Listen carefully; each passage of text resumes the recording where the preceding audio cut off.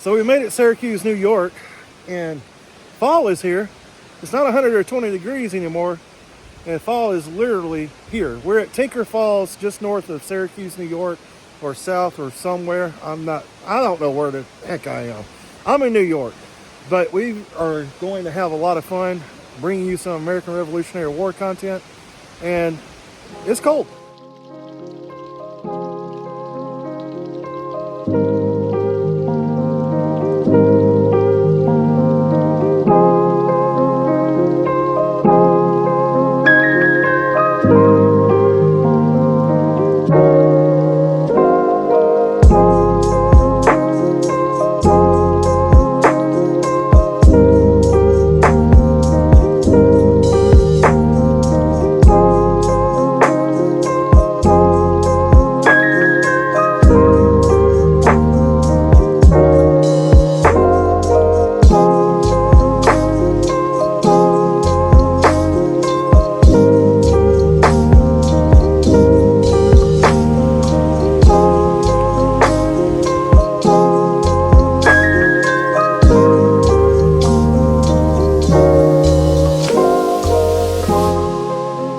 So on this episode, we are in Syracuse, New York, or south of Syracuse, or somewhere. I'm not really for sure where I'm at. I'm just driving around New York, looking at cool stuff. As you can see, the weather's kind of bad today, and I'm crazy because I'm out here in short sleeves. But we are just looking at cool stuff in this episode, really. Just some cool things that we're running across. And I ran across this Civil War monument in the middle of New York somewhere. And as you can see behind me, a lot of cool old looking buildings. Where I live, I have nothing like this. So let's see what we have here. So a Union soldier is perched on top of this monument, and it says, "In memory of the heroes of Fabius who served their country in the Civil War 1861 to 1865. If we walk around this side, erected on site of his family's homestead and presented to the town of Fabius by James Jerome Belden. And 1901 is, I guess, the date here, but nothing on the reverse side or on this side. So that's all that's on this monument. But still pretty cool to come here and run into something like this, and there's cannons flanked on both sides. And if you look at these cannons, well, generally, this is an original cannon. I can tell that right off the bat. But if you look on the barrel, you can usually see maker stamps WJW, and I can't really tell what the date is, but it is original. Looks like maybe a parrot. And then another cannon over here. It's like another parrot. And let's see what this one says. See, it looks like it says number 72, and I can't tell what the year is. It's gone after being repainted, but I wonder if that's battle damage. Looks like it could be. It's perfectly round, and that's not supposed to be there. So I'm willing to bet this is actually a battle damaged cannon. Looks like the size of maybe a canister or grape. Pretty neat. Looks like at one point on this concrete slab, there were cannonballs flanking the cannons. And there's one here, one there, but they're long gone. But yeah, pretty cool spot. There's another monument here dedicated to all veterans by the American Legion, Martin June Post, 1388, Fabius, New York. So we're in Fabius, New York. That answers the question.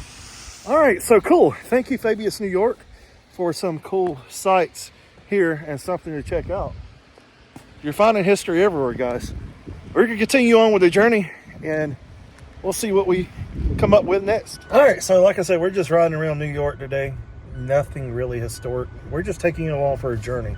And if any of you guys know anything about me, you've been watching the channel for a while, you know I love hockey. Look what I found. Timmy's. Wow, can't get this in Alabama. That is for darn sure. I love Tim Hortons. And you can't have Tim Hortons coffee without Timbits. I love these.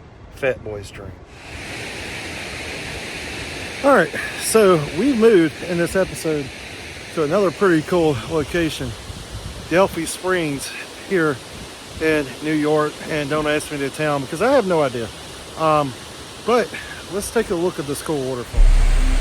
So here's a look at Delphi Springs. And it was places like this where the Iroquois who lived in this area during the times of the American Revolution, they would come to places like this, gather water, take baths, use these places in their everyday life. So pretty cool to see these things and think about all the people who've been here before us. But man, is this awesome.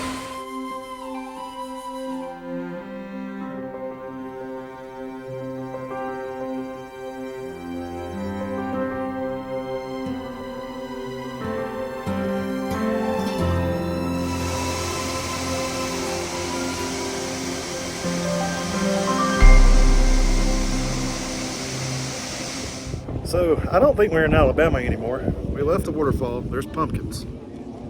And we're going to go in here. And I'm going to buy some stuff. But you guys aren't coming with me for that.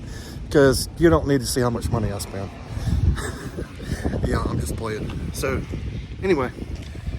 This is apparently upstate New York during Halloween. Pumpkins everywhere. Different from Alabama. There's pumpkins nowhere.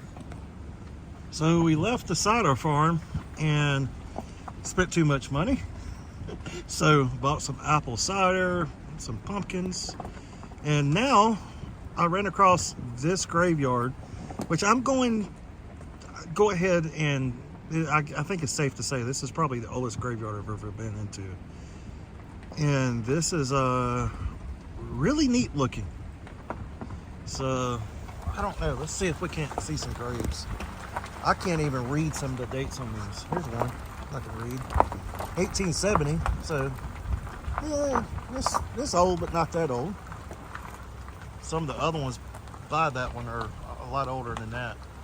But look at this graveyard. Pretty cool. I forgot to tell you what cemetery I'm in. That's because I have no idea. I don't even know where I'm at right now. I just ran across this place. Where am I? No clue. But it's still cool. So yeah, I'm randomly stopped in the middle of the road. I'm on my way to go see a historical marker about something I never knew about until now. But look at this. That is a windmill. And I've never seen one of those in person, so I just thought it was cool. And it is actually sleeting right now. There's another one over there. It's not turning. This one's turning. And there's another one right over there. Huh. The things you think are neat on road trips. Yeah. Something else you don't see in Alabama are milk cows. Looks like something to me out of a storybook or TV show or whatever. I don't see this in person, okay? So I think milk cows are cool. All right, so we have moved in our travels, you know, just going around seeing these areas today for fun, to a place I didn't know existed during the conflict. I didn't know existed. And it was called the Beaver Wars. And where I'm at right now is the site of the Battle of Champlain. And never heard of it until now. So let's take a look at this field behind us and let's explore this history real quick because it is sleeting and it's cold. So what you're looking at is a marker here, and in the field you see behind this marker once was an Indian village that was located in this place that was housed by the Oneida tribe, or which Oneida means people of the stone or living stone. And it was located here in 1615. It had water surrounding all sides. There was a moat here that was designed to carry water to the fortress. If it was set on fire, they would have water sources. But in October the 10th and 13th of 1615, a Frenchman named Samuel de Champlain, aided by 10 Frenchmen and 300 Hurons, attacked this stockade of this Oneida Indian village in this site. And Champlain was wounded twice on the second day of the battle here. His men had built a movable wooden platform from which they fired their arbitresses, which were early guns at the time known as iron arrows. And that's what the Native Americans here knew them as, was iron arrows in their language. They failed to defeat the Oneidas during the 3 days of battle here, and Champlain ended up withdrawing into the woods wounded, and he waited for reinforcements. He expected 500 Susquehannocks who never come. And on October the 16th, he retreated. Now this battle in this field you see before me is said that this turned the entire Iroquois Confederacy against the French during the ensuing 100-year battle between the French and English for supremacy of the world. The battle that took place here in 1615 is termed by some as the most decisive battle in American history. It was here that the question of whether America north of the Rio Grande was to become an English or French territory to be decided. So, yeah, that's it in a nutshell. I'm freezing to death, but this is something I never knew about. It was called the Beaver Wars. And man, when I say we learn history together here, we really do. So we're studying in history from 1615. One of the events that helped kick off everything that was going to occur in the 1700s, or the French and Indian Wars and the American Revolution. This is one of the things that would have direct impacts later to those conflicts in one way or another. Man, pretty neat. And this is in the middle of freaking nowhere. There's a park here, there's nothing here.